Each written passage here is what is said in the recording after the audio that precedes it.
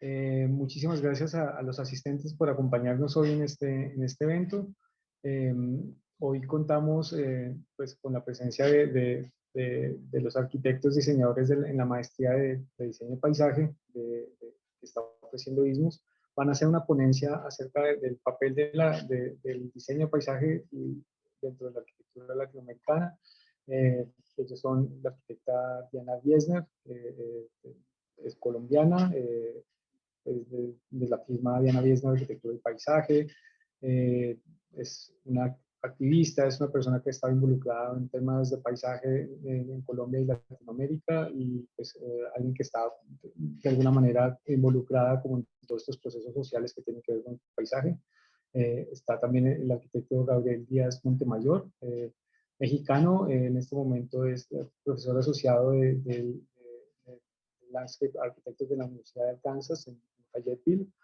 Eh, y también está, pues que también es, pues tiene como la experiencia en arquitectura de paisaje en América Latina y es miembro del ASLA, y está el arquitecto y urbanista Ricardo da Cruz de Souza, portugués, pero radicado en este momento en Brasil, de la Universidad Federal de Río de Janeiro, y que también pues hace parte, digamos, de la planta docente de la maestría. Entonces le damos las gracias a ellos. Voy a invitar al doctor Luis Carlos Herrera, que es el director de ISMUS, para que dé unas palabras de bienvenida en nombre de la escuela y vamos a proceder con el conversatorio. Entonces, bienvenido Luis, muchas gracias. Hola, buenas tardes a todos. Bienvenidos, amigos. Yo quiero darles primero la bienvenida a todos los que nos están escuchando y acompañando en esta invitación para la presentación de la maestría en diseño de paisaje. Ya tenemos algunas personas acompañándonos, alrededor de 20. Muchas gracias por estar con nosotros y estar presentes en esta presentación que me parece que es muy importante. También le quiero dar la bienvenida a mi estimado amigo Gabriel Díaz, que está ahorita allá en Estados Unidos, a mi amiga Diana Wiesner, que nos acompaña de Colombia, y a Ricardo da Cruz, que aparte de ser amigo, ahora es el coordinador académico de la maestría, por estar con nosotros y presentarnos el diseño de la maestría que ellos hace ya un tiempo hicieron o lo armaron aquí en ISMUS, en Panamá, e hicieron una propuesta muy atractiva de la enseñanza del diseño de paisaje. Me parece que lo que ellos hicieron, la propuesta académica que tienen, es muy atractiva y que parece ser, estamos convencidos de ello, de que va a llenar un hueco importante en un área que complementa la visión de ISMUS. ISMUS siempre ha trabajado con una visión de respeto al medio ambiente, las relaciones humanas, y siempre quedaba como ese espacio, un pequeño o un gran espacio en relación al paisaje, que no lo habíamos manejado. Habíamos platicado sobre arquitectura bioclimática y sostenibilidad, etcétera, pero el paisaje no lo habíamos abordado como tal. Y con esta oportunidad de reunir a 3 expertos que con su experiencia lograron reunir en un programa académico una propuesta muy atractiva académicamente, pienso que estamos llenando un hueco a nivel latinoamericano que hacía falta. Además, con la modalidad de estudios que ISMUS maneja de una etapa semipresencial e incluso ya hoy con toda esta cuestión de la pandemia, gran parte de ella virtual, pensamos que puede ser muy accesible y muy atractiva para personas que ya estén trabajando o para estudiantes que les interesen estos temas. Así que bienvenidos a todos. Muchas gracias, amigos, por estar aquí y estamos atentos a lo que nos compartan. Buenas tardes.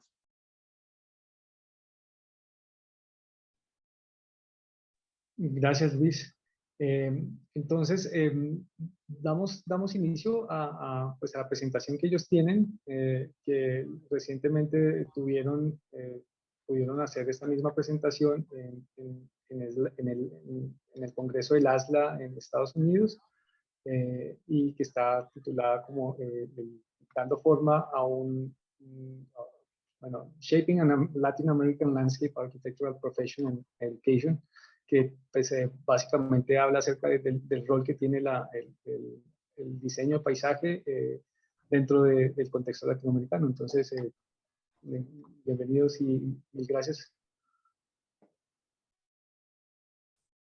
Gracias, Álvaro. Voy a iniciar, si les parece, compartiendo mi pantalla, pero nos vamos a estar rotando Diana, Ricardo y yo cuando nos toque participar con las distintas secciones. Yo voy a iniciar con una introducción general, un contexto general con respecto a la arquitectura de paisaje en Latinoamérica y que es una forma de entender el contexto que para nosotros es esencial para formular la propuesta de la maestría en diseño de paisaje. Posteriormente, Diana Wiesner va a presentar contexto con respecto a arquitectura de paisaje en Colombia. Después, Ricardo va a presentar experiencias específicas en el caso de Ecuador.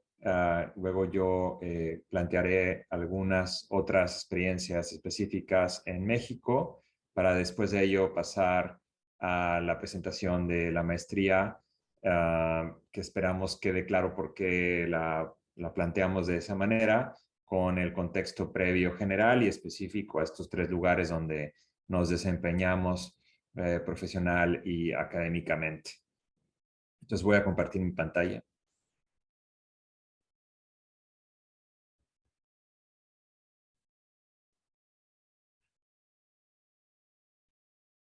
¿Ya se ve la pantalla?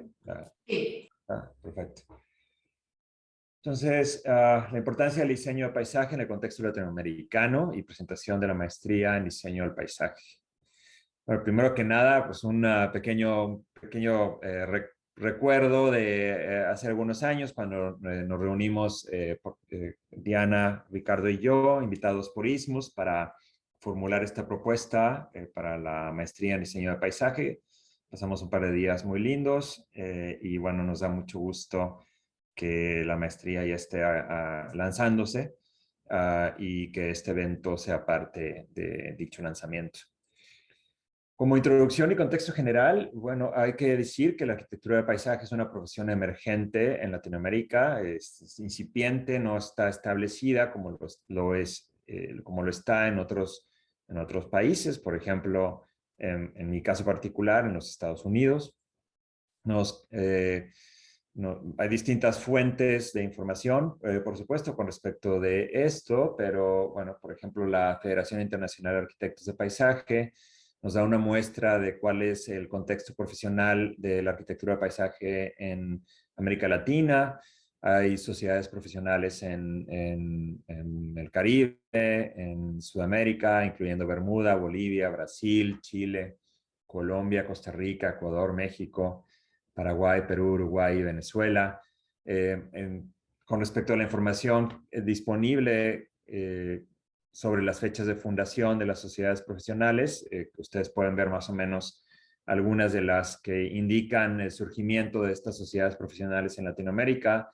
Como contexto, podemos mencionar que en el caso estadounidense, la Sociedad Profesional de Arquitectos de Paisaje aquí en Estados Unidos fue fundada en el año 1899, a fines del siglo XIX.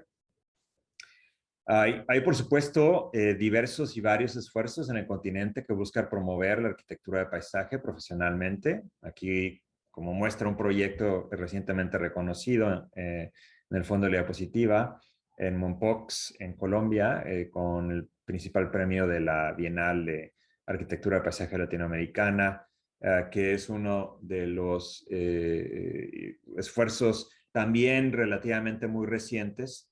Apenas se han organizado 4 ediciones de la Bienal Latinoamericana de Arquitectura de Paisaje y bueno, creo que muestra precisamente este proceso emergente que creo que nos parece claro que responde a la creciente importancia de aspectos vinculados con aspectos socioecológicos o socioambientales en Latinoamérica. Las bienales, en mi caso particular, he tenido oportunidad de diseminar el trabajo en Estados Unidos con exhibiciones tanto en la Universidad de Texas, donde estuve antes como profesor, como aquí en la Universidad de Arkansas, tratando precisamente de diseminar la arquitectura paisaje producida en América Latina. Otro esfuerzo importante es la Bienal Panamericana de Quito, que reconoce a la arquitectura paisaje en una categoría descrita como espacios públicos o colectivos, en la cual uno de los últimos proyectos, el último proyecto reconocido con el mayor premio fue un parque diseñado por Mary Shetland, que mostraremos a continuación. Nos parece que una aspiración compartida es cómo buscar contribuir a estos esfuerzos a través de la práctica de la academia para diseminar la arquitectura del paisaje en Latinoamérica, y es fantástico que ISMUS reconozca y participe de esto y nos invite a armar un proyecto para diseminar la educación de arquitectura del paisaje. Reconocemos un contexto en donde hay una calidad de oportunidad únicas, pero invisibilizadas o suprimidas también para el desarrollo de una profesión y academia específicas para la arquitectura de paisaje. Estas emanan de los diversos orígenes históricos, ecológicos y culturales de América Latina, pero también son resultado del capitalismo extractivo que ha derivado en una grave degradación socioambiental o socioecológica que pone la mesa para la acción urgente de arquitectura de paisaje y arquitectos de paisaje o diseñadores de paisaje. Con ese contexto, le paso la palabra ahora a Diana.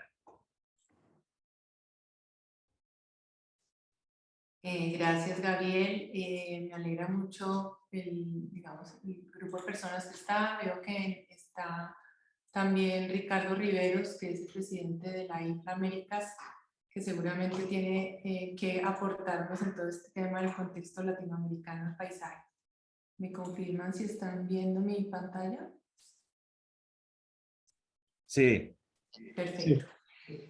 Bueno, complementando lo que nos acaba de mencionar Gabriel, pues hablar de América del Sur o de Latinoamérica, bueno, en general de Latinoamérica, es claramente reconocernos como pues un continente pleno en diversidad, en una mega diversidad, pero sobre todo una gran diversidad de culturas y de formas de percibir el paisaje.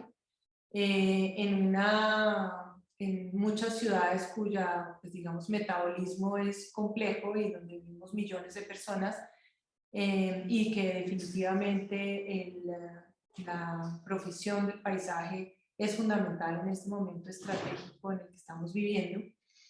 Y claramente requiere oír la voz ciudadana, la voz de la gente, de las necesidades particulares de los lugares, y de trabajar de manera muy recíproca con los lugares, pero sobre todo con la gente. De alguna manera, lo que les vamos a mostrar de una manera muy resumida, yo voy a mostrar básicamente dos proyectos muy contrastantes para ver un poco lo que quisiéramos que también aparezca en la maestría de paisaje y por qué el contexto social para nosotros es tan importante dentro de los procesos de la maestría.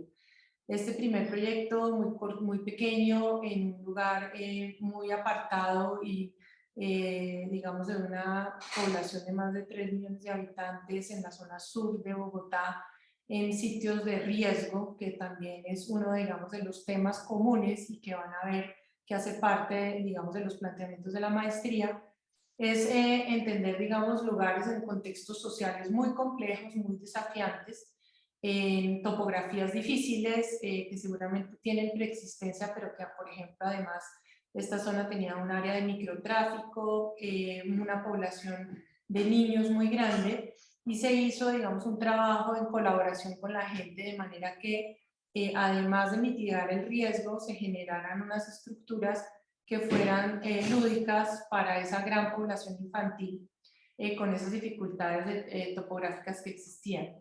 Entonces, digamos, a pesar, digamos, de que es un parque muy construido y que tenía poco espacio para algún tema de naturaleza que lo bordea, realmente el desafío era generar una oferta en donde los niños tuvieran desarrollo de sus destrezas, de la colaboración, de la inclusión, y pues dada la topografía, los rodaderos además tuvieron que diseñarse específicamente pero ellos se sienten muy orgullosos de que son los mejores de la ciudad.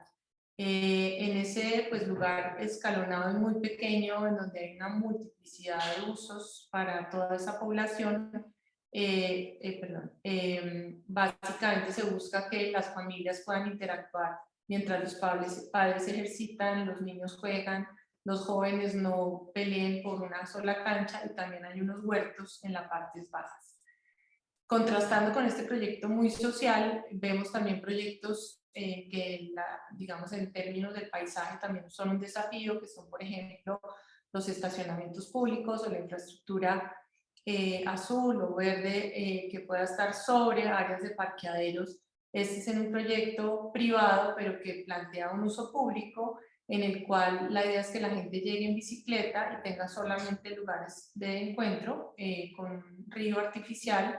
Esto se llama Conecta Ecosistema de Negocios, y es un sitio, digamos, que buscó multiplicar temas de biodiversidad, pero sobre todo manejando pues todos los componentes de infraestructura verde en una placa, digamos, que recoge las aguas y que multiplica para evitar los riegos. Y el sistema del agua simplemente se hace por diferencia de temperatura, de manera que no haya mecanismos artificiales. Esto simplemente para contarles, digamos, en términos de ejemplos, que hay muchísimos en Colombia, de proyectos tanto, digamos, con un carácter más social, un carácter más ecológico, un carácter de infraestructura verde o azul, de manera que vean, digamos, la gama de posibilidades de lo que significa, bueno, lo que van a mostrar ellos en otros ejemplos. Pero para finalizar, quería mostrarles pues algo que nosotros nos hemos movido, que ha sido pues no solamente estar en el área del diseño, sino también en el compromiso ciudadano en la defensa de la biodiversidad, en nuestro caso en la ciudad de Bogotá.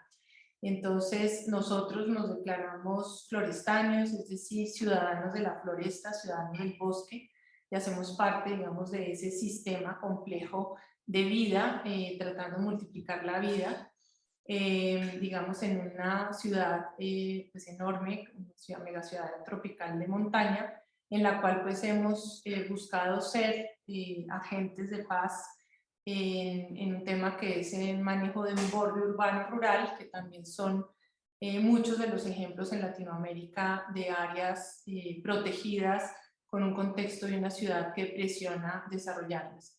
En este caso específico hemos hablado de un derecho a las montañas, un derecho a la salud pública, a la salud emocional, con el acceso a estos ecosistemas, y como esto no se ha logrado, hemos también generado un movimiento fuerte de presión ciudadana para que se cumplan los fallos, y que definitivamente bajo esa presión pues estos proyectos, estos planteamientos que se han hecho sean impostergables. Entonces, dentro de ese gran sueño que se ha planteado desde hace muchos años de generar un corredor socioecológico al borde de los cerros, que hoy en día, si lo hubiéramos cumplido, tendríamos lugares para todas, en esta época de pandemia, para disfrutar de nuestra maravillosa cadena montañosa. Entonces, mientras tanto, nosotros hemos hecho una acción ciudadana en un área específica, que es un laboratorio de restauración colaborativa, en la cual hemos hecho cada acción invitando a la ciudadanía, acciones de arte, acciones de reflexión,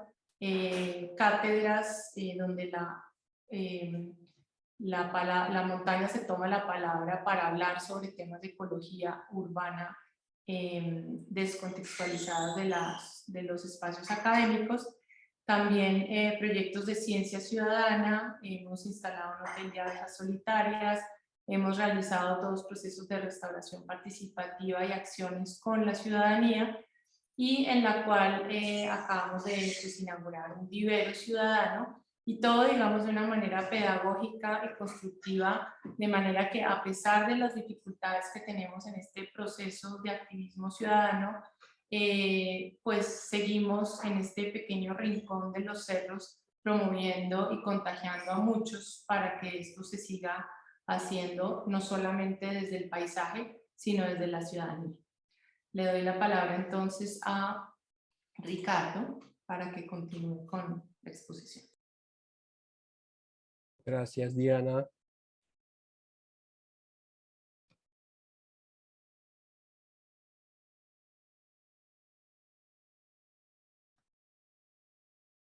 ¿Sí lo están viendo? Sí. Perfecto. Bueno, muchas gracias. Gracias por la invitación. Gracias a Istmos por organizar este evento.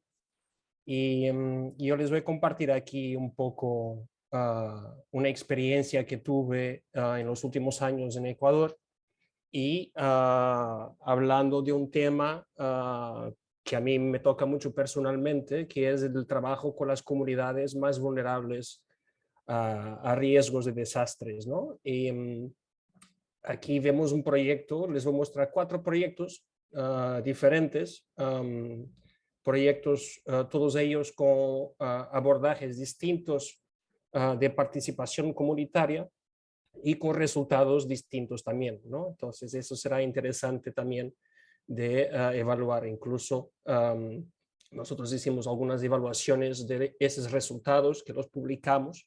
Si quieren después les comparto al final esas publicaciones. Esta quebrada que les muestro aquí en la primera imagen es una quebrada, un río quebrada, para los andinos quebrada es familiar, para quien es de la costa a lo mejor no tanto. Quebrada es un pequeño río que nace de la montaña y esa es la quebrada Ortega en el sur de Quito, que atraviesa una comunidad más pobre de la periferia de la ciudad. Y esta quebrada, como muchas otras de la ciudad, pues tenía muchísimos problemas de inundaciones, de contaminación, eran lugares para botar basura, ¿no? Y la iniciativa, aquí podemos ver el mapa de la ubicación de la ciudad de Quito en el contexto latinoamericano, el contexto de Ecuador, y aquí tenemos el mapa acostado, ¿no? Con el norte para el lado de la ciudad de Quito, donde se puede ver las quebradas que todavía no están cubiertas, ¿no? Que no fueron canalizadas y rellenadas en la ciudad. Y podemos ver que del sur de la ciudad, que es la parte, digamos que más pobre de Quito, es donde están las grandes oportunidades de rescatar estos elementos naturales para la ciudad y para la población. Yo les voy a mostrar 2 proyectos, 2 ejemplos de intervenciones comunitarias. Y el primero se llama la quebrada Ortega, que es que les mostré en la primera imagen, y después les voy a mostrar otro, que es la quebrada Shanchayaco, que fue un otro tipo de abordaje. Y las principales diferencias, ustedes pueden, que les voy a contar, es que este primer proyecto de la quebrada Ortega pues partió de una iniciativa de la propia comunidad. Fue la propia organización comunitaria pues se interesó en apropiarse de este espacio, lo empezó a limpiar, lo pensó a tratar, a cuidar, a mantener, a construir equipamientos y otros elementos, y tuvo un éxito tan grande este proyecto por toda la región metropolitana, que las autoridades pues les interesó repetir un poco esta fórmula de trabajo con la comunidad en formato de mingas y de participación de ciertos días de la semana con acciones comunitarias presentes en ese local. El poder público, pues el gobierno local, la alcaldía, pues se interesó en hacer y replicar este formato y este abordaje para otros quebradas, para otros lugares de la ciudad. Es interesante que como les comento aquí, este es un abordaje que resultó inicialmente del interés y de la motivación de la propia comunidad. Y podemos ver que los resultados y el cuidado que la comunidad le puso al proyecto, le puso al espacio, es muy grande, es un espacio extremadamente bien cuidado, es un espacio que hoy día esta quebrada, este tramo de la quebrada Ortega, es reconocido a nivel no solamente local, pero nacional en Ecuador, visitado por diferentes expertos, por estudiantes, por escuelas de muchas partes del país. Y claro, otro ejemplo que les voy a mostrar es el resultado del abordaje que partió desde el propio municipio, que partió del poder local, de tratar de copiar un poco esa fórmula para otras quebradas. Y vemos que no es la misma cosa, ¿no? Que el resultado no se puede simplemente copiar y esperar que tengan los mismos efectos, las mismas consecuencias, los mismos beneficios. Y la quebrada San Sayaco, que es esta quebrada aquí, podemos ver que es una otra comunidad no tan conectada con el espacio. El propio espacio de la quebrada y los márgenes de la quebrada son utilizados con infraestructuras, con rellenos, también con vertederos y basura, y tienen la infraestructura de la propia canalización de saneamiento y de abastecimiento de agua que cruza este espacio en áreas que no debería estar, ¿no? Entonces, la intervención de la quebrada no fue exactamente una intervención en la quebrada, pero una intervención en el borde de arriba de la quebrada. Y esta es un poco la intervención, el resultado después de pocos meses de construcción en que se divulgaba este proyecto como un proyecto de restauración de la quebrada, cuando vemos que la verdad de la restauración, por lo menos ecológica, poco tiene, ¿no? Es una intervención más de organización del espacio público y de creación de un parque lineal con equipamiento para la población, pero que podemos ver que muy poco tiempo después de estar construido, el involucramiento comunitario que no ha sido muy grande, ¿no? Porque estos procesos, ¿no? Para quienes están en la práctica, y estos procesos públicos pues son con plazos muy cortos, ¿no? Es muy difícil hacer un trabajo comunitario de verdad. Y claro, se hicieron las reuniones, se hicieron muchos eventos con la comunidad en muy poco tiempo, tratando de descubrir qué les interesaba y qué se podría hacer en el espacio. Y podemos ver que el cuidado y la atención que la comunidad ha dado al proyecto una vez después de terminado no ha sido la misma ni la misma experiencia que ha pasado en la Quebrada Ortega. Los otros dos proyectos que les mostraré son ya en otro contexto, en el contexto de la costa, cerca de Guayaquil, ¿no? Un paisaje totalmente distinto, comunidades totalmente distintas, otros problemas. Aquí los problemas eran más que nada, esa es una zona, es un asentamiento semi-informal en Durán, en el otro margen del río Guayas, del otro margen de Guayaquil, y es un asentamiento informal que ocupó llanuras de inundación, áreas de mangue, que tiene obvios problemas de inundación y de elevación de las mareas y de la subida del nivel del mar, que causa muchos problemas para la comunidad. Podemos ver también el aspecto del propio espacio público, ¿no? Muy poca sombra, pavimentos prácticamente inexistentes, los cruces del canal también muy precarios, con la edificación también muy precaria. Y esto era lo que el municipio nos llamó para hacer un proyecto piloto, para hacer un proyecto de intervención que se podría replicar para otras partes del municipio de Durán. Intentamos, dentro del posible, igualmente con plazos muy cortos, hacer un trabajo con la comunidad y hacer un trabajo de restauración de algunas de las funciones ecológicas que estos espacios podían ofrecer a la población. Este canal no es un canal natural, es el resultado de los rellenos y se torna como un canal de desagüe de las aguas de lluvia, no es un canal que existiera antes, entonces no se puede llamar una restauración, pero sí un tratamiento que trata de imitar de alguna forma algunas de las funciones ecológicas naturales de ese lugar. Entonces, la idea de recuperar el mangle, la idea de recuperar el canal, de crear espacios de recreo, de transformar toda esta avenida que bordea el canal en un espacio peatonal, en un espacio que la gente pueda utilizar sin preocuparse, y también crear espacios de juego y de recreo para los niños. Este último proyecto es un proyecto para la comunidad de Voluntad de Dios en Monte Sinaí, que es el asentamiento informal más grande de Ecuador, que se ubica en el norte de Guayaquil. Y aquí también fue un trabajo que empezó de una forma distinta, ¿no? Este trabajo empezó como una investigación de la universidad, que yo estaba liderando este proyecto, y fue un trabajo con otros plazos, con otros tiempos que fuimos desarrollando con la comunidad a lo largo de más de 2 años de trabajo con las comunidades ahí en el local. Y claro que los resultados fueron distintos, ¿no? Pero este lugar es tan alejado del centro de las atenciones políticas que se queda un poco marginalizado y un poco como que no es una prioridad para recuperar o para tratar de alguna forma. Y la respuesta del gobierno local, de la alcaldía, a los problemas, ¿no?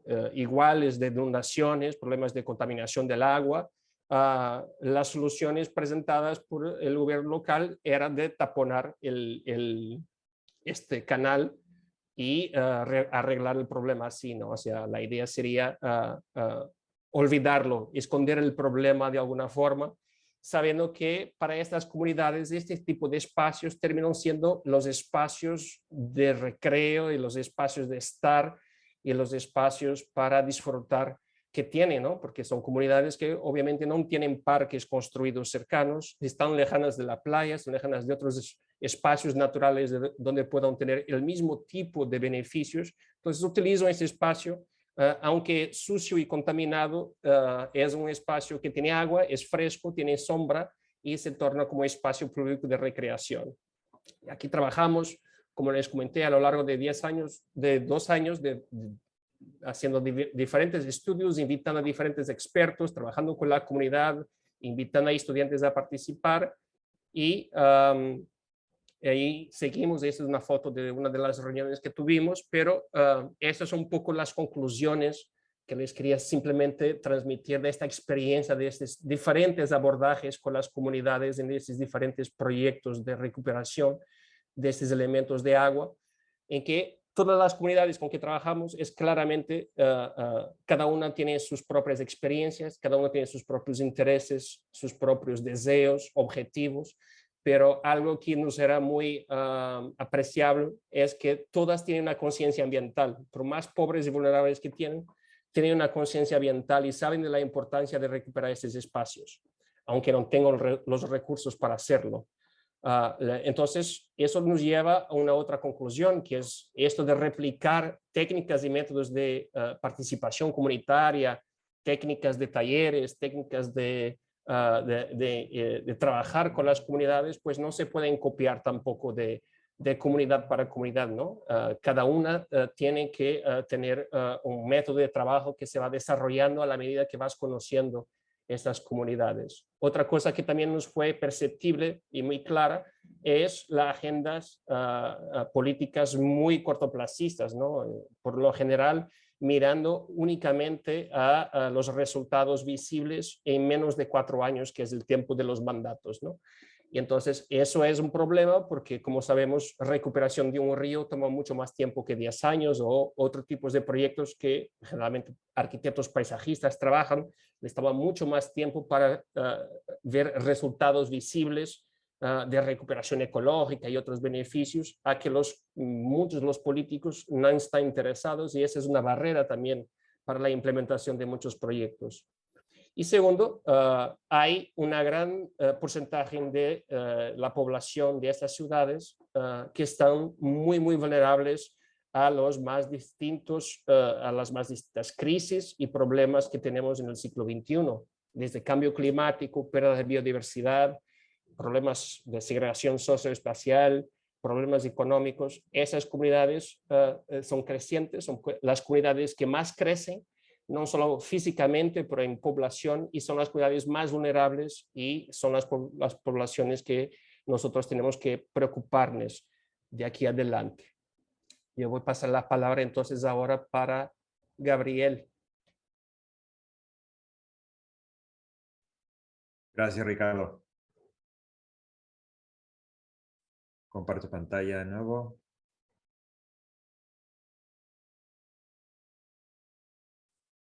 Bueno, rápidamente comentaré sobre el contexto mexicano y algunas experiencias profesionales específicas que han contribuido también a nuestras reflexiones con respecto del programa de maestría en diseño del paisaje.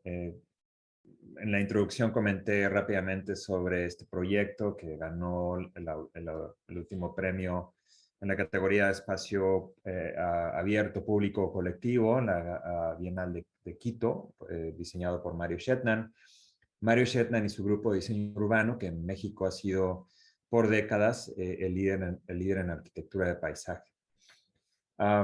En México hay digamos, una gran tradición de implementación de diseño del espacio público y la ejecución del espacio público que históricamente fue muy de arriba para abajo, muy top-down. Sin embargo, poco a poco se van abriendo más oportunidades para un diseño de los espacios públicos que cada vez más son resultado de procesos participativos y ciudadanos, que nos parece importante, y que usualmente son procesos detonados por gobiernos locales o municipales. Reconocemos que hay mucho por avanzar para democratizar la planeación, diseño, construcción y mantenimiento o la responsabilidad o corresponsabilidad con respecto al espacio público. Parte de este contexto tuvo que ver con la creación de institutos descentralizados de planeación municipal que se encargaron de inaugurar procesos de democratización con el objetivo de mejorar las condiciones socioambientales de ciudades medias y grandes en el país.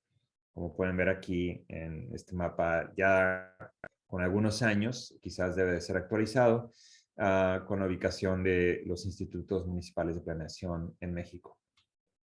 En este contexto también me toca empezar a desempeñarme como arquitecto, como alguien actuando sobre todo con el foco en el espacio público, la arquitectura de paisaje, el diseño urbano.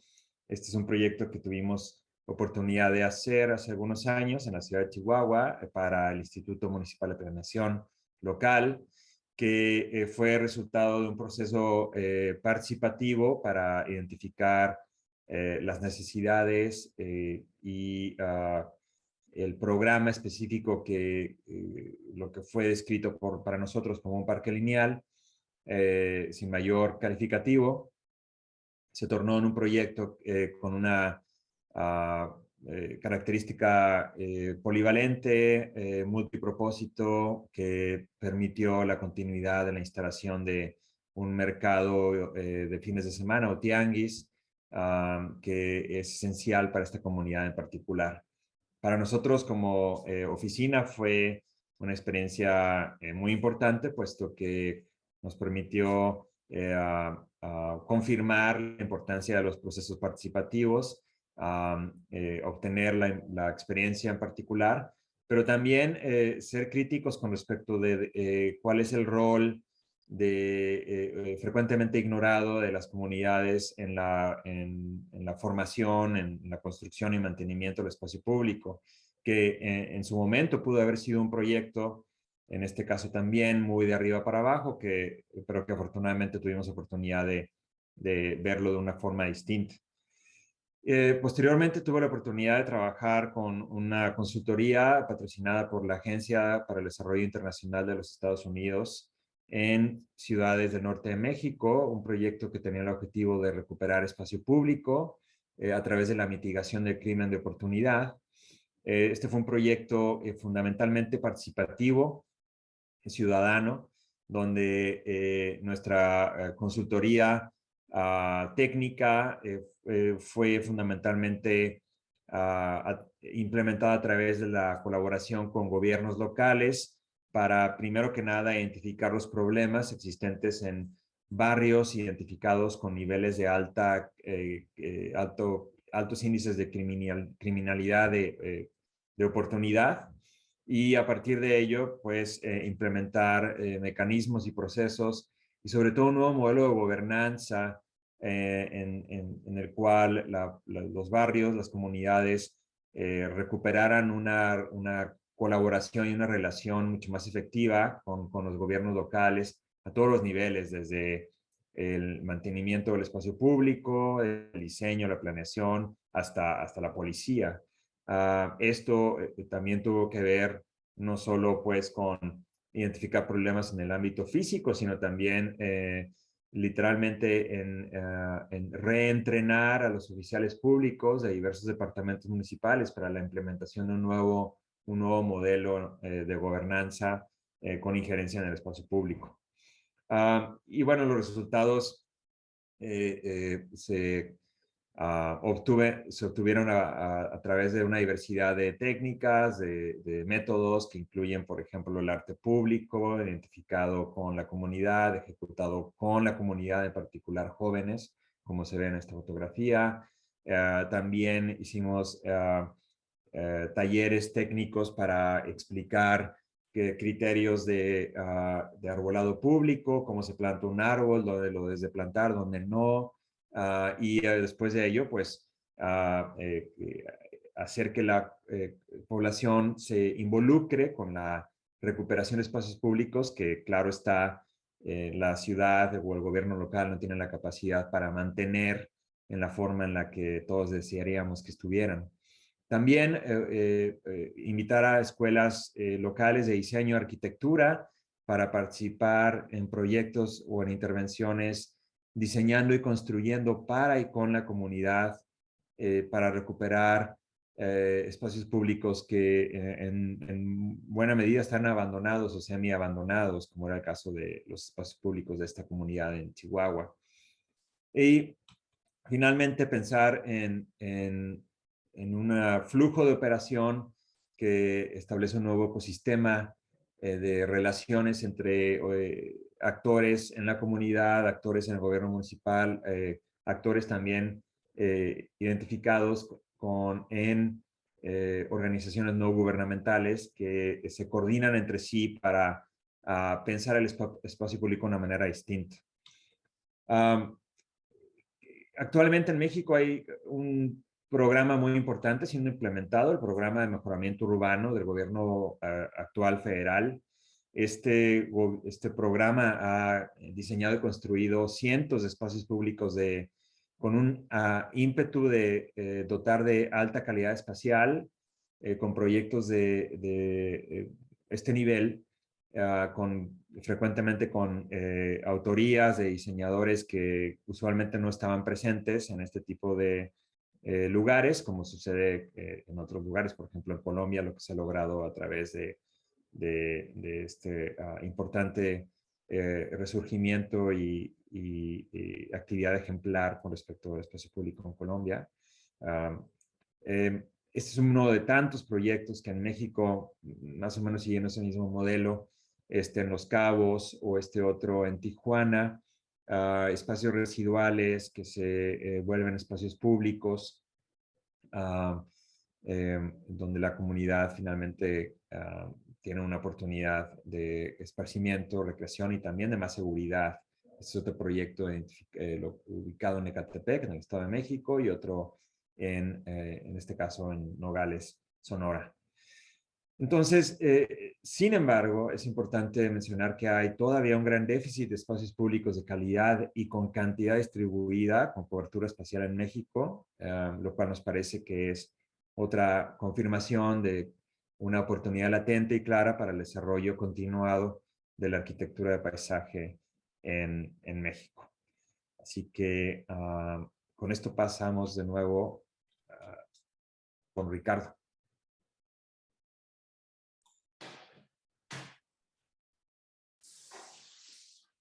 Aquí vamos otra vez. A ver.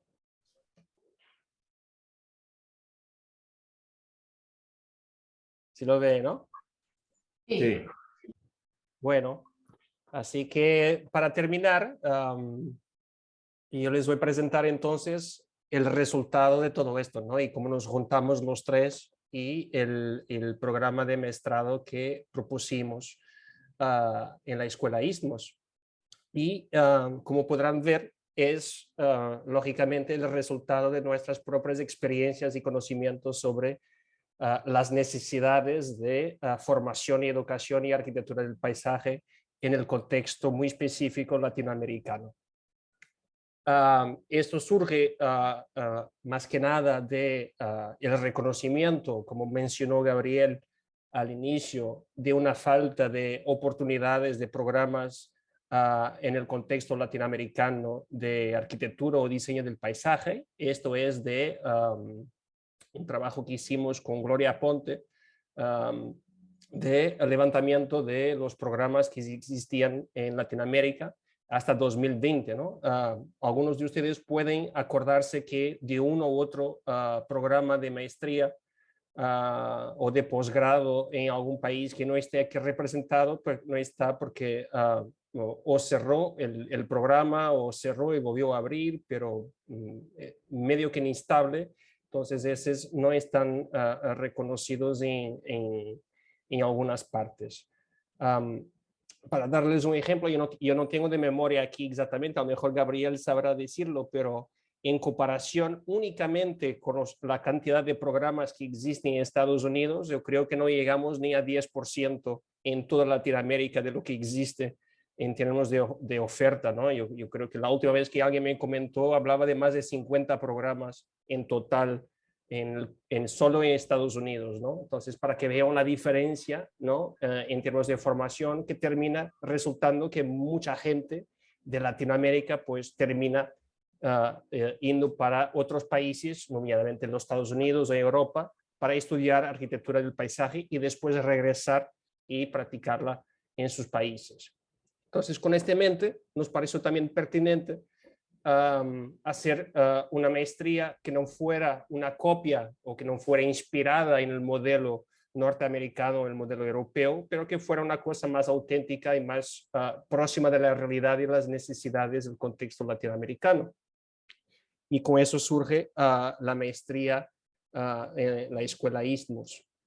Aquí podemos ver, me gusta mucho esta foto, porque es una foto del paisaje en la Escuela Istmos, ¿no? Y podemos ver qué lugar más agradable para estudiar arquitectura del paisaje, justo al lado del Canal de Panamá, y donde nosotros nos juntamos y desarrollamos el programa. El programa es muy interesante. Bueno, para quien no conoce la modalidad de cómo funcionan las maestrías en la Escuela Istmos, ¿no? La maestría es de 2 años,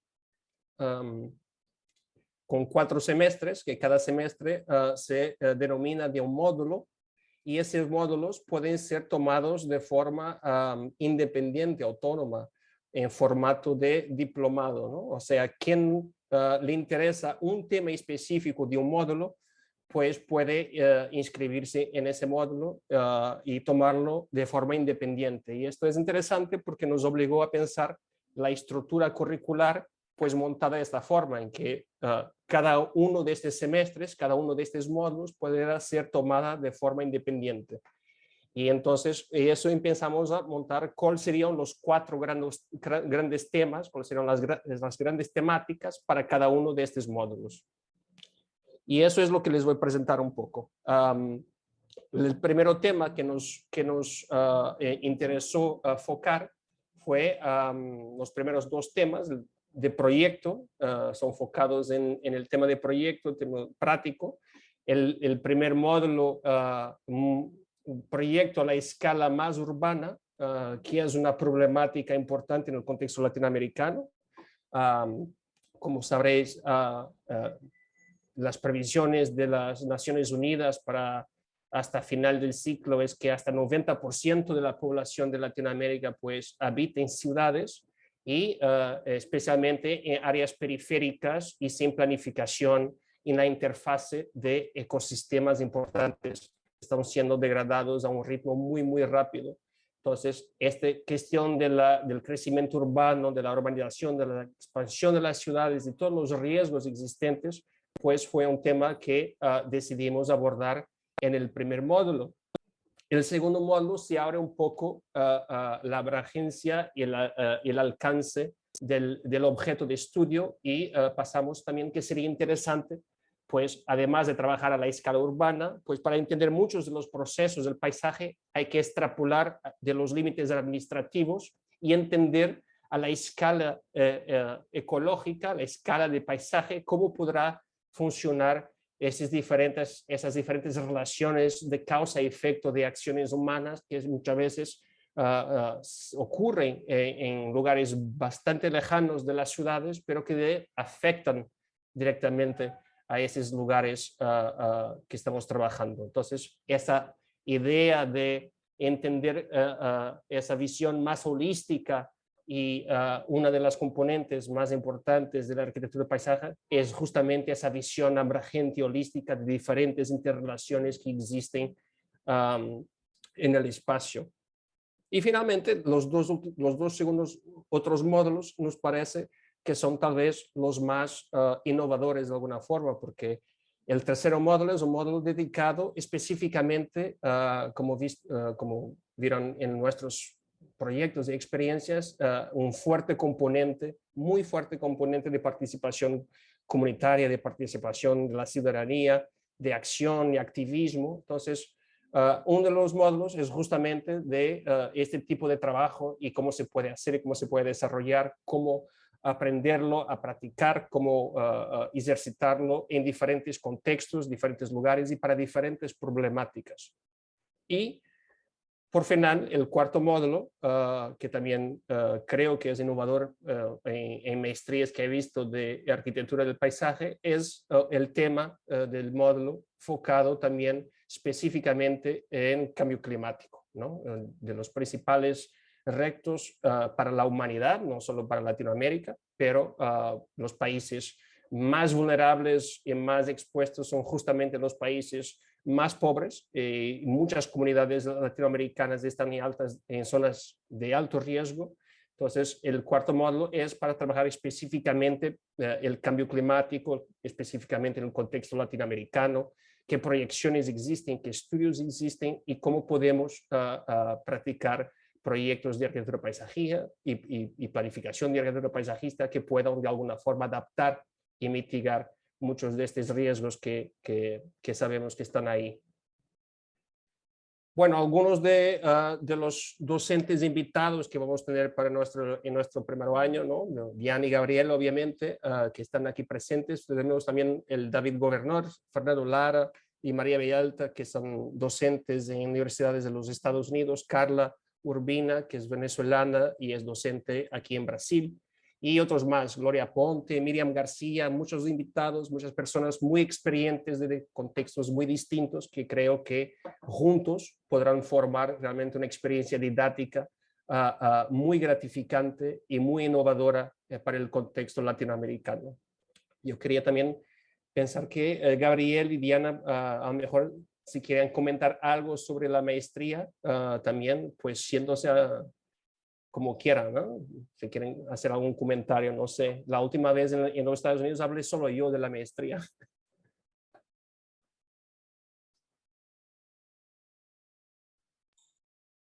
Pues posiblemente muchos se preguntan si está demasiado orientado hacia el tema de Latinoamérica, pero yo pensaría que, digamos, que nosotros que tenemos unos retos, unas comunidades y unos lugares tan desafiantes, en la medida en que sepamos tener como las herramientas, las metodologías de participación y de hacer proyectos, obviamente con gran calidad de diseño, pues hay una oportunidad enorme, obviamente, de desplegar todo ese conocimiento y eso a cualquier contexto.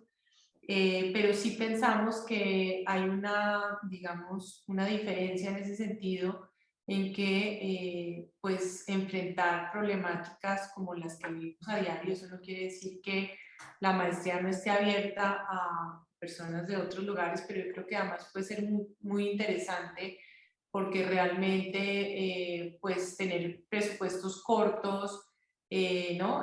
Todos los desafíos que tenemos de temas de prioridades, de falta de prioridad política, de temas de gobernanza, pues son temas que muchas veces no se hablan en otros contextos de maestrías y posiblemente la balanza se vaya más hacia el diseño en otros casos o hacia la ecología. Por eso quisimos que fuera pues muy equilibrada y que también el tema, digamos, de la modalidad ISMUS es que puede traer personas de cualquier parte del mundo a ser profesores porque, digamos, están dedicados en su módulo a dictar pues, su materia o el programa que vayan a destinar. Yo no creo que pueda agregar mucho más a las presentaciones y comentarios de Diana y de Ricardo. No sé, pensaba que a lo mejor es una buena idea también dejar más tiempo para preguntas en caso de que haya de nuestra audiencia. Sí, perfecto. Bueno, muchas gracias, Diana, Gabriel y Ricardo. Pues hay una persona, María Elena, levantó la mano, no sé si quieres escribir el comentario o pues podemos... Y Jessica también escribió en el chat. Ah, vale. Jessica, ¿cuándo abre la convocatoria? Ya está abierta. La convocatoria la encuentran en las redes de ISMUS. En un momento pongo acá en la página, en ismus.edu.pa. ISMUS es isthmus.edu.pa.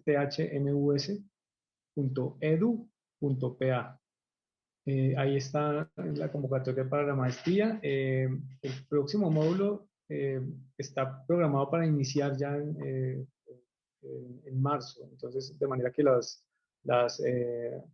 convocatoria está abierta. La selección final va a ser a finales de enero y habría. Y los valores están ahí cuando el folleto te damos todos los valores.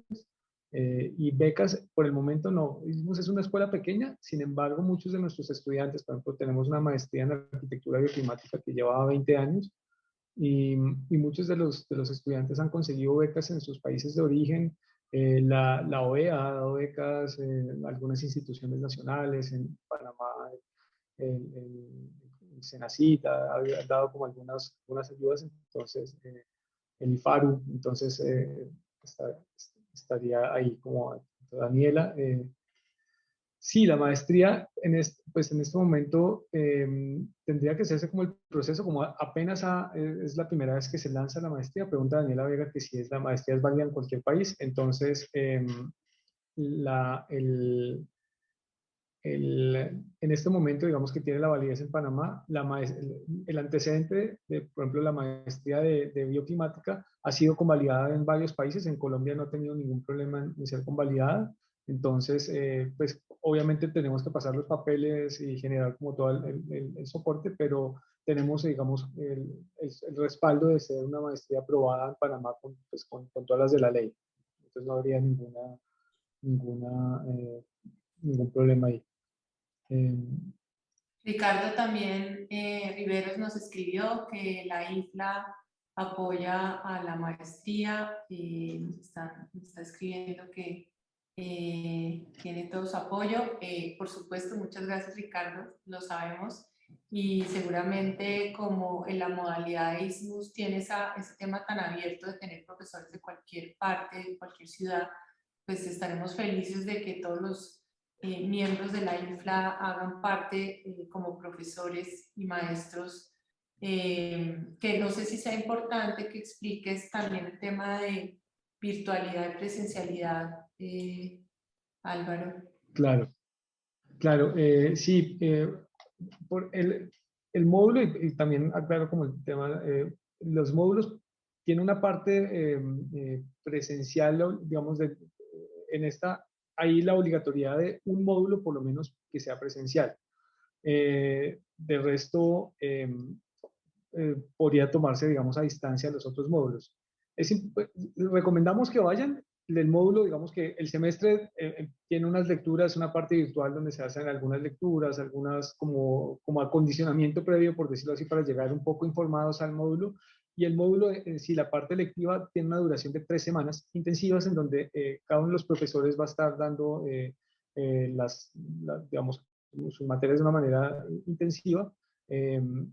Acomodación se puede buscar en Panamá, en mismo Ciudad del Saber tiene unos dormitorios, hay viviendas cercanas, entonces, pues, como les decimos, la experiencia que tenemos con la maestría de bioclimática, pues nos muestra que pues, van por esos periodos cortos, van puntuales, realmente, como dice Carlos Morales, que es el fundador de ISMUS, que a veces eso es como una gripa mal cuidada. Son 3 semanas donde uno se puede ausentar del trabajo y está pensada precisamente para profesionales pues, que no tienen la oportunidad de irse 2 años a otro lugar a estudiar una maestría y desconectarse de su trabajo, sino pues lo manejan por periodos más cortos. En términos de costos, cada módulo tiene un costo de $2.950 que se pueden ir pagando básicamente durante el semestre.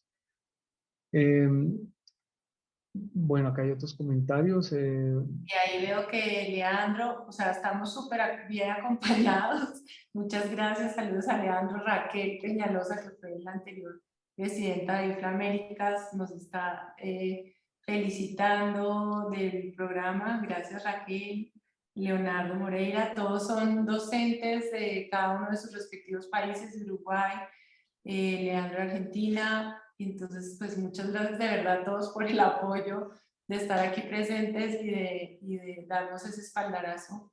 Sí, Eso nos va a traer buena suerte para que tengamos muchos nuevos arquitectos o planificadores, diseñadores del paisaje. Pregunta a Amadeo, dice, ¿qué sinergias interdisciplinarias hay? No sé si alguien quiera de pronto responder rápidamente eso. Pues creo que eso es un tema estructurante dentro del tema de planeación del paisaje. Es fundamental que haya ese trabajo interdisciplinario, de hecho, pues no solamente en el lenguaje, sino en los profesionales que van a ser los maestros o los profesores.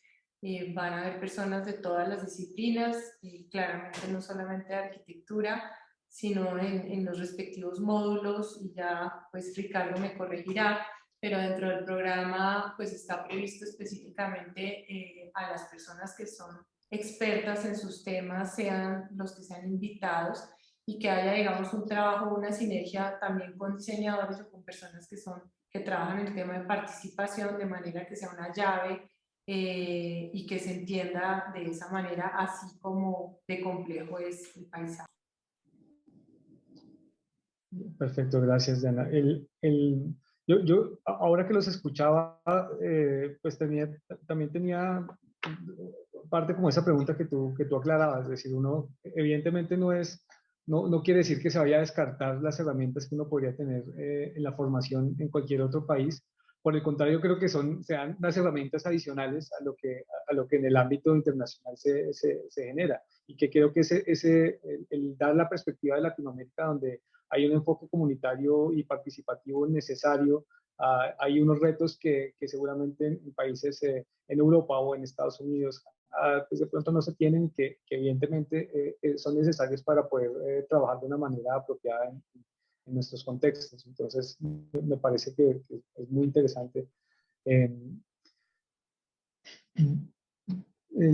Si hay, no sé qué más, qué otras preguntas hay, Diana, si tú ves alguna. Hay una pregunta donde piden el costo total de la maestría. Okay. ¿Se escuchó? Son 4 módulos. Algo que también creo que es interesante entender es que son, como la maestría también en bioclimática, son 4 diplomados independientes. Son conducentes a la maestría, pero cada uno de los módulos es en sí un diplomado autocontenido, así como nos explicaba ahora Ricardo, tiene como su estructura propia. Entonces, el que quiera poder tomar solo un diplomado, lo puede tomar. Cada diplomado cuesta $2.950 y la maestría completa entonces costaría $11.800 para los 4 módulos. Pero está estructurada de manera que se puede hacer en los 2 años. Como les decía, pues tenemos como el pago, digamos, básicamente se puede, digamos, poner durante todo el semestre. Entonces, en la experiencia que hemos tenido también en la otra, pues siempre buscamos como alguna manera que sea fácil para las personas que están interesados en irlo pagando. Hay obviamente unas fechas límites para reservar cupos y todo, pero es igual, ISMUS afortunadamente es una escuela pequeña, somos muy poco burocráticos y tratamos siempre como de tener una relación muy cercana con los estudiantes, entonces estamos por eso mismo también muy atentos.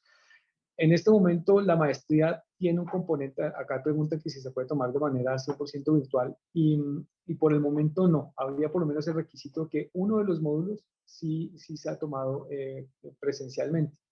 porque la maestría está aprobada como con semipresencialidad. Y como había explicado hace un rato, nuestra universidad no tiene 100 residencias, pero estamos en un campus. ISMUS queda en una de las antiguas bases militares de los estadounidenses en Panamá. Fue un territorio, fue un espacio que se le devolvió al gobierno y generaron una de esa parte de esa base que se llamaba Clayton, se le donó a una fundación que se llama Ciudad del Saber, que es tiene un gran campus. Esa foto que mostraba Ricardo del lugar, ese es el campus de Ciudad del Saber. Eran como las antiguas barracas, hay viviendas donde vivían algunos de los militares, algunos de los edificios de esta base, y se han reconvertido y hay laboratorios, hay instituciones, otras universidades, hay muchas ONGs y hay un campus muy interesante, y ahí se alquilan algunas casas y por corto tiempo también hay un hotel y hay unas residencias que tienen para estadías cortas. La verdad es que los animamos porque vemos que hay mucha preocupación por el tema virtual presencial, pero digamos, yo tuve, por ejemplo, la oportunidad de dictar en ISMUS y primero pues estar en un sitio totalmente abierto, como les mostraban, estar embebidos, digamos, 2 semanas o el tiempo, digamos, que presente cada módulo hace que uno se concentre, aprenda y pueda aprovechar su maestro, porque el maestro está allá dedicado completamente a uno. Entonces, no es como que dio la charla y se fue, sino que estás totalmente permeado por el estudio, que estés concentrado, y hace además que estés abstraído. Bueno, obviamente podrás tener otras labores por fuera, digamos, del horario, pero es realmente una metodología súper innovadora que ha hecho Carlos Morales y que logra, digamos, los resultados. Pues yo soy profesora de acá en la Universidad de los Andes, y los resultados de un taller dado durante a lo largo del semestre versus el dado en ese tiempo, concentrados con los estudiantes haciendo salidas, explorando, discutiendo, realmente pedagógicamente es otra cosa. Entonces veo que hay muchos que quieren, pues no sé, la flexibilidad del tema de la presencialidad, pero sí me parece que es importante que traten de hacerlo. Sí, al menos está un semestre. Recomendaríamos que los 4, pero está pues digamos, por normativa, obligatoriamente tendría que haber un semestre. Idealmente el primero. Sin embargo, si no hay pues de pronto si hay algún problema para el primero, se puede coordinar para que sea el segundo, ¿sí? Pero idealmente es el primero porque le genera unas bases. Hay un contacto con los otros estudiantes y realmente pues creo que engancha mucho más. Ha sido como nuestra experiencia. Álvaro, perdón, adelante. Si me permite, ¿sabe? Yo me gustaría añadir un par de cosas que no mencioné, pero me parece interesantes también para la maestría, para las personas que veo que están haciendo tantas preguntas, que es ótimo, excelente, que hay tanto interés. Algo interesante en estos módulos, los diplomados, ¿no? Es que todos ellos tienen una materia de taller, ¿no? Una materia práctica de taller. O sea, hay un trabajo final, un producto final con que el estudiante sale de cada uno de esos módulos, ¿no? Y las otras 3 materias teóricas o semiteóricas, como le quieran llamar, pues vuelven alrededor de ese taller, ¿no? Entonces son materias teóricas, pero con conocimiento práctico para ser aplicado inmediatamente, ¿no? Entonces yo creo que es también interesante porque no hay ese peso de tener una materia, una disciplina teórica muy pesada, demasiado teórica, sin que se reconozca su valor y su aplicación práctica. Entonces eso fue algo que también lo pensamos, que todo este envolvimiento de todos los docentes y esta integración que exista y esta conversa que exista entre todos, pues trabajando en un mismo objetivo. Y eso fue algo interesante que se discutió con los docentes invitados, específicamente los docentes invitados de Estados Unidos, que les gustó mucho de esta modalidad E incluso pues nos preguntaron de la posibilidad, no hay nada confirmado todavía, pero les gustó mucho de la posibilidad de traer sus propios estudiantes de la maestría de los Estados Unidos para participar en esas semanas presenciales, pues juntamente con los estudiantes en Panamá. Entonces se pueden proporcionar eventualmente en el futuro también esas trocas, esos intercambios de experiencias en que los profesores internacionales pues puedan traer sus propios estudiantes de otros lugares también para compartir con los estudiantes en Panamá. Y eso también creo que es algo interesante e innovador para la maestría. Voy a poner acá en el chat, acabo de poner el micrositio de la maestría donde pueden encontrar pues, la información y descargar el folleto con la información adicional que necesiten. Igual ahí están, en el folleto debe aparecer pues, mi número, cualquier cosa me pueden escribir a mí y yo les aclaro ya personalmente cualquier otra inquietud que tengan en términos logísticos, en términos de costos, administrativos. Yo estaría como en la parte como administrativa y Ricardo estaría como está en la parte de académica, entonces pues cualquier también duda académica se la podemos remitir a Ricardo. Pero sí, igual, Diana, Gabriel y Ricardo, mil gracias por este tiempo, de verdad ha sido pues muy ilustrativo. Creo que es un programa necesario, no porque yo esté con eso, sino porque realmente lo que ustedes muestran es evidente que se necesita un programa pensado para esta realidad y no solo, como decía ahora Diana, como importar contenidos y simplemente poner algo descontextualizado. Entonces hay un reto por delante, felicitaciones y mil gracias por este tiempo. Gracias también a todos los participantes. Quedo de verdad atento a cualquier información y bueno, feliz noche para todos. Gracias. Gracias. Abrazos, Gabriel, Ricardo. Nos Igualmente. vemos en Abrazo para todos. Bye, Ricardo. Que estén bien.